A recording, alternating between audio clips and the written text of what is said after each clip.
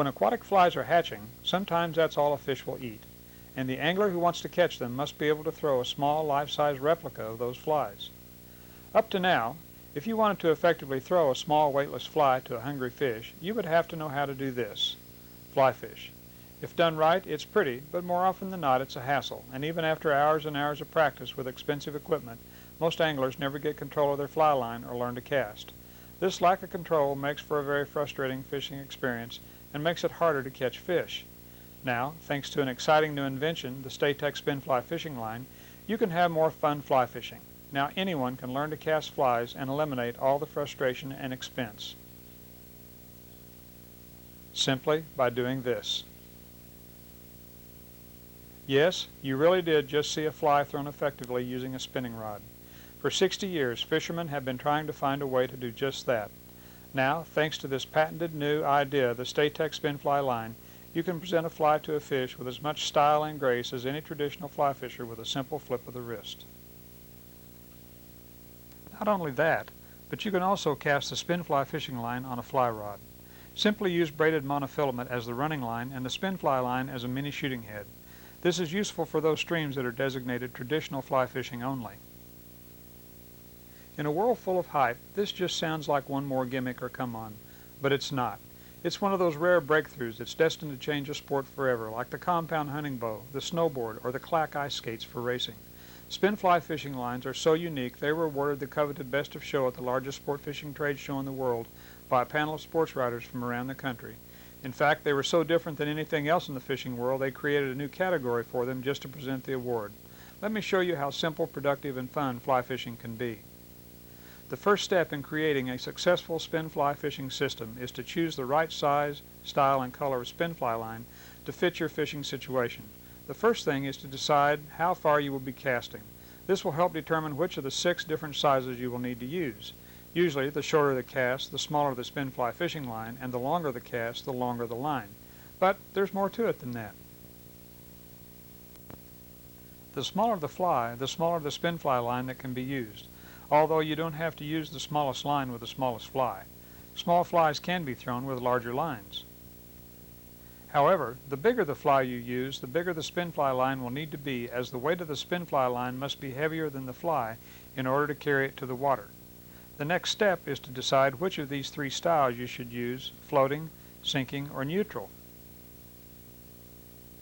If you will be shallow nymphing or throwing to fish feeding on top, you would use the floating model. These come in jade green, which is perfect for bonefish and other saltwater applications, fluorescent orange when you need good visibility of your line, and fluorescent green, our most popular color. If you will be fishing deep in a lake, a deep hole in the river, or any place you need the fly to get down fast, you will need the sinking model. It comes only in dark green. The neutral model is used when fish are suspended below the surface or when a surface wake might spook them. It comes in seafoam green. Now you're ready to hook up your Spinfly line to your gear. As in traditional fly fishing, the balance of weight between your rod, reel, and line are essential to a good cast. Even though there is a little leeway for using more than one size of line on a rod, usually the smaller the rod, the smaller the Spinfly line that should be used, and the larger the rod, the larger the line. Most people will find the 50 and 100 grain lines with a 7 to 8 foot rod will suit most of their fishing needs. Again, as in traditional fly fishing, even though you can use whatever rod you already have, a longer rod tends to work best. All the line casting that traditional fly fishers do is an attempt to form a perfect casting loop at the end of their fly line. If done correctly, at the end of the cast, the loop turns over and delivers the fly to the fish away from the end of their fly line. This makes the fly land as naturally as possible. The Spinfly line is designed to do all of that casting for you, but in order for it to work properly, you must hook the short end toward the rod. To attach your Spinfly line to your gear, simply tie a loop in the end of the monofilament on your rod. Then loop-to-loop the Spinfly to your monofilament.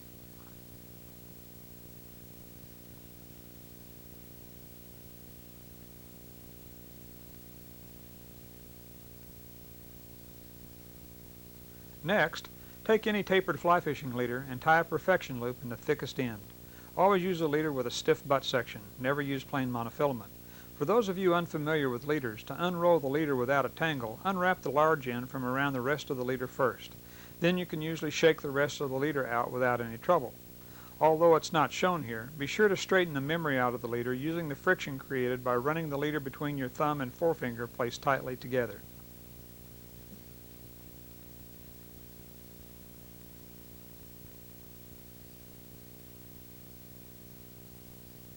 Then, just loop to loop the leader to the long end of the Spinfly line.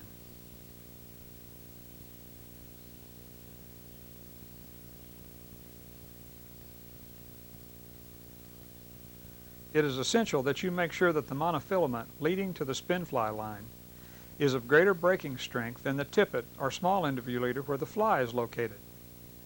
By doing that, a snag shouldn't result in loss of your Spinfly line. Periodically, as you tie on new flies, be sure to tie on more tippet. Now you must select a fly, and that requires some knowledge of what's going on in the stream.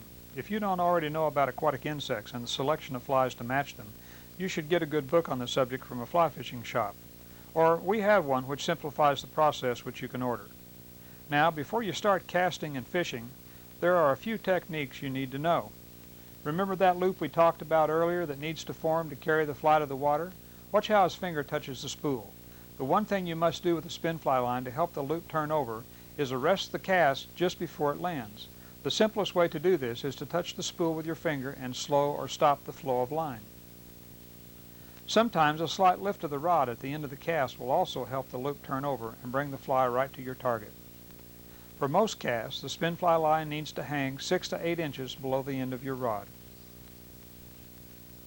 Before you go fishing, you should go out in your yard and try a few casts to get the feel of a long leader hanging from the end of your rod.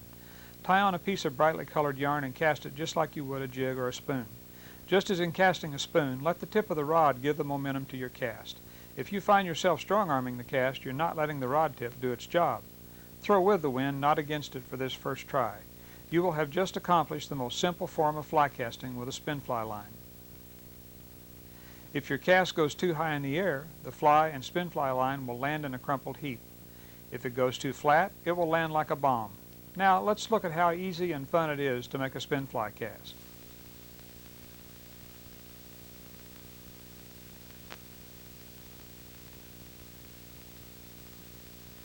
Beautiful. To dry fly fish, simply reel a Spinfly line up into the end of your rod. Then you can dry the fly in the traditional manner before presenting the fly in the same easy method as before. Graceful and easy. Incredible. Dry fly fishing with a spinning rod. Landing a fish is done the same way a traditional fly fisher would do it.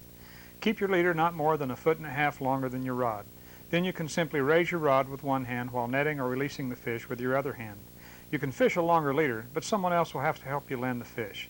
Spinfly lines make it so easy to concentrate on the fishing rather than the casting. But that's not the only reason Spinfly lines help to catch more fish. For instance, watch as he lifts the line off the water after the cast. This technique, also used in traditional fly fishing, is called line mending. It allows for a longer drag-free drift. That makes the fly appear more realistic to the fish. With a Spinfly line, this technique is much easier because the monofilament is easier to lift from the water than a conventional fly line. So not only is your fly on the water longer because the casting is easier, you also get a longer, more efficient drag-free drift.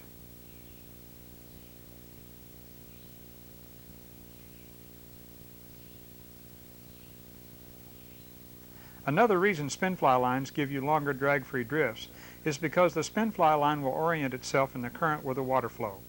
Since there's no long fly line pulling against the water, you can have drag-free drifts up to 4 times that of a traditional fly line. The orientation of the Spinfly line with a current means that your fly is drifting at the speed of the water where the fish are feeding instead of at the speed of the water on the surface. Better presentation of your fly to the fish and longer drifts that let more fish see your fly with each cast usually means you'll catch more fish.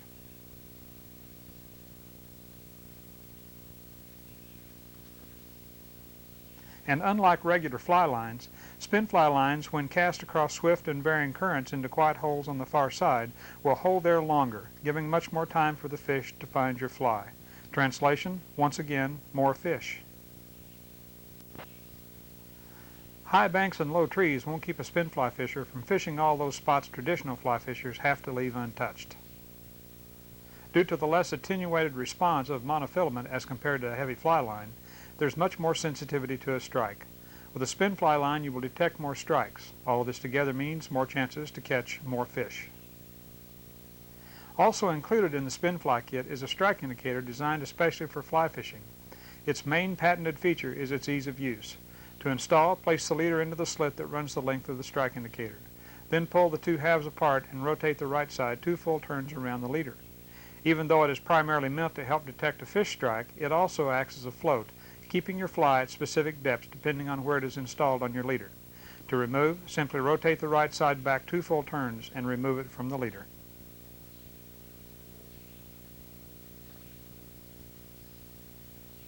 Many times when using a strike indicator, you probably will also be using a heavier fly and most likely some weight or split shot. In traditional fly fishing, the cast must be opened up or rounded out to keep the leader from entangling itself when strike indicators are being used. The same is true with spinfly fishing. To cast a weighted fly and strike indicator with a spinfly, a lob or open loop cast is necessary. This will keep the leader extended throughout the cast and place everything in proper tow before the forward cast. Another method is to hold the fly between your fingers while letting the cast pull it out. Be sure to hold the fly so the hook doesn't catch your fingers. You may also need to arrest the line high in the arc of the cast instead of just before it hits the water.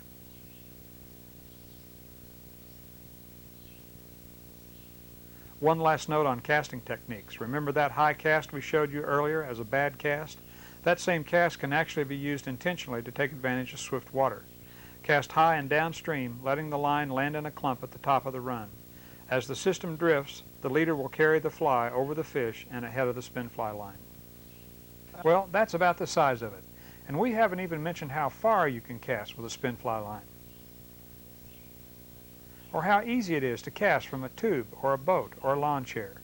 Or how easy it is for anyone, young or old, male or female, to use it. Or that it will catch any kind of fish that can be caught on a fly.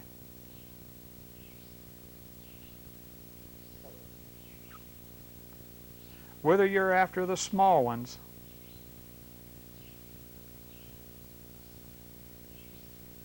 or the bigger ones, for less than the average price of a good quality fly line alone and with a lot less effort, you can now be fly fishing with the best of them, catching more fish and having more fun. Even traditional fly fishers will find spinfly lines will expand their fishing repertoire and find them fun to use. We're not the only ones who think we've come up with a winning idea. Spinfly lines have been spotlighted in magazines and newspapers around the world, including Tackle Talk International in the United Kingdom, Chasse et Pêche in Canada, Mamiya OP in Japan, Fishing Tackle Trade News and Outdoor Life in the U.S., among others. It has been on ESPN2 and featured on the Fishing Hole on ESPN. It has received the prestigious seal of approval from the North American Fishing Club. It has caught steelhead and salmon in Alaska, redfish in Florida, pike in Canada, bonefish in the Bahamas, and trout and bass all over the world. We think you'll be delightfully surprised when you try a spinfly line. In fact, we are so convinced you'll love fishing with a Statech spinfly fishing line we offer a money-back guarantee. If you're not happy, we're not happy. You have nothing to lose and a lot of fly fishing fun to gain.